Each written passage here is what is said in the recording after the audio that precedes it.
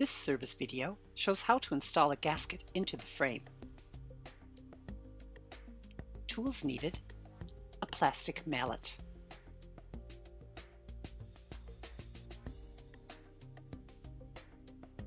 parts needed: a new gasket. Remember to unplug the unit from the power source.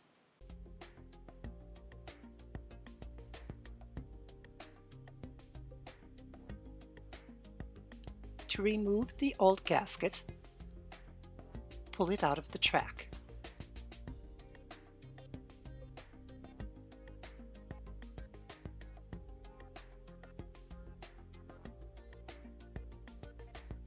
To install the new gasket, place the upper corner of the gasket into the track. Then hammer with a plastic mallet. Hammer the gasket securely into the track.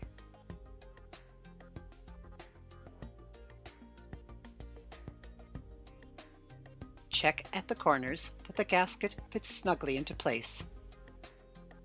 The new gasket is now installed. It's that simple.